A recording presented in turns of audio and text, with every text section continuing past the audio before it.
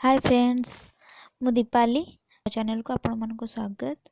आज आपण मानको कहबाक चाहूँ कि कोणार्क सूर्य मंदिर अटे किंतु से मंदिरटी पूजा हेउ नाही काहेकि या विषय रे मु आज आपण मानको संपूर्ण विवरण देबा पई जाउछि। देखंतु मो वीडियो को संपूर्ण देखंतु एवं लाइक और सब्सक्राइब करबा भूलंतु नहीं। कोणार्क मंदिर नरसिंह देवଙ୍କ द्वारा तैयारी होइतिला 1300 शताब्दी रे।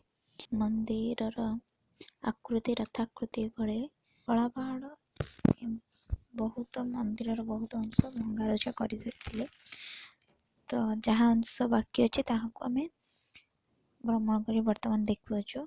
कोणार्क मंदिर यूनेस्को वर्ल्ड हेरिटेज साइट रे शामिल होइछे।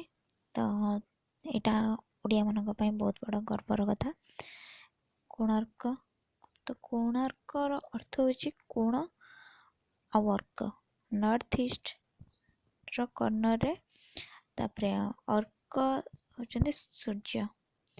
एटी जो पत्थर यूज करा जायछि तो होछि रेड पत्थर, लाल पत्थर, ग्रेनाइट स्टोन आउ कोंडालाइट स्टोन। तो एथरे 7टी घोड़ा सज्जित होइछि आउ 24टी चक्र। एई चक्र 8 प्रहर को दर्शाए। सूर्यंकर प्रथम किरण नाट्य मंदिर गर्भगृह मध्य प्रवेश करता है। एटा पंचरथ विशिष्ट होता है। यार आकृति रथाकृति प्राची एवं बंगोपसागर मिलन स्थल रे गढ़ा हो जाइए। 24टी चक्र जो तो तार हाइट होची 9 फुट 9 इंच। वर्तमान आमे जो परिभ्रमण कर देखुछु तो सेटा होची गर्भगृह और देव सिंहासन नाट्य मंदिर नाट्य मंडप जो तो एतिकी हमें वर्तमान देखुछु। तो मेन टेम्पल जोटा थिला तो तार हाइट थिला 60 फुट।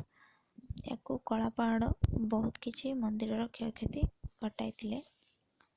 से जब आक्रमण करथिले बहुत किछि क्षयक्षति घटी जायतिला। मंदिर रो पिलर सब पिलर दुईटी पत्थर मध्य रे गोटे लुहार प्लेट जोड़ा जायतिला जोटा कि बहुत बड़ भल कारुकार्य निदर्शन दिए।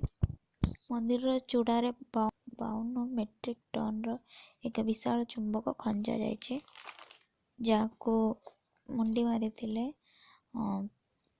हमर मुख्य कारीगर पुओ मुख्य कारीगर थे विश्व महाराणा तंको पुओ धर्मपद।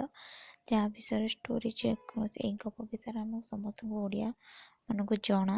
चूड़ारे लगी चुंबक द्वारा जो नाविक माने जो नाविगेशन सिस्टम नहीं जाते तो से सिस्टम काम करेनी आउ से निज आड़ को ए मंदिर निज आड़ को टाणी नहीं। ये चक्र समय को दर्शाए।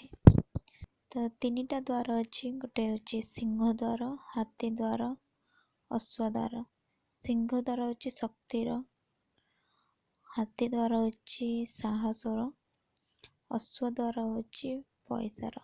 सिंह द्वार सिंह तले हाथी एवं हाथी तले मनीष। यार माने हेउचे युद्ध टाइम रे जो घटना सब घटी थाए ताको ये दर्शाए। हम बहुत पुराण रे अच्छे कि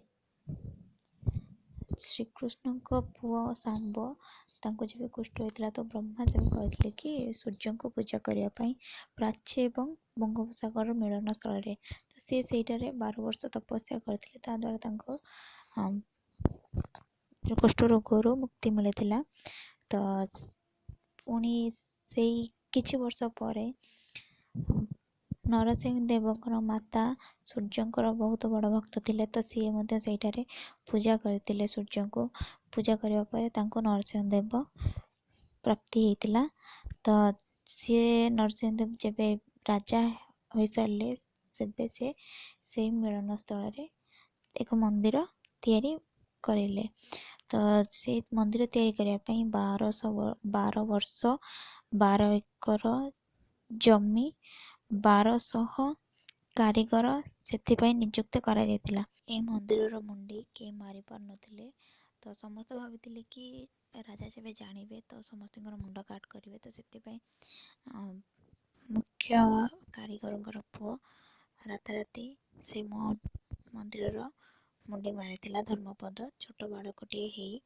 ତ ସିଏ ଭାବିଲା କି କାଳେ ରାଜା ଜାଣିଲା ପରେ 1201 ବଢ଼େଇ କରିଛନ୍ତି ବୋଲି ରାଜା ମୁଣ୍ଡ କାଟ କରିବେ। ତ ସେଥିପାଇଁ ସେ ରାତାରାତି ମନ୍ଦିରର ମୁଣ୍ଡି ମାରି ସାରି ମନ୍ଦିରର ଚୂଡ଼ାରୁ ସମୁଦ୍ରକୁ ଡେଇଁ ପଡ଼ିଥିଲା ଏବଂ ନିଜ ଜୀବନ ସେ ହାରି ଦେଇଥିଲା। ତ ସେଇଥିପାଇଁ ହିଁ ସେ ଜାଗାରେ ଆଉ ସୂର୍ଯ୍ୟଙ୍କୁ ପୂଜା ଉପାସନା କରାଯାଉ ନାହିଁ, କାରଣ ସେ ଜାଗା ଅପବିତ୍ର ହୋଇସାରିଛି। କୋଣାର୍କ ମନ୍ଦିରରେ କରାଯାଇଥିବା ଛବି ଗୁଡ଼ିକ 3ଟି ଅବସ୍ଥାରେ କରାଯାଇଛି: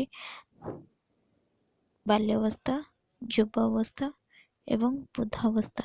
ଏହାର କାରିଗରୀ ଗୁଡ଼ିକ ବହୁତ ହି ସୁନ୍ଦର ଏବଂ ନିଖୁଣ। ପର୍ତ୍ତୁଗୀଜ ମାନେ କୋଣାର୍କକୁ ବ୍ଲାକ୍ ପଗୋଡ଼ା ବୋଲି କହୁଥିଲେ। ମନ୍ଦିରରେ ଲାଗିଥିବା ଚମ୍ବକଟିକୁ କଳା ପାହାଡ଼ ନେଇ ସାରିବା ପରେ ମନ୍ଦିରଟି ସମ୍ପୂର୍ଣ୍ଣ ଭାବେ ଭୁଷୁଡ଼ି ପଡ଼ିଥିଲା।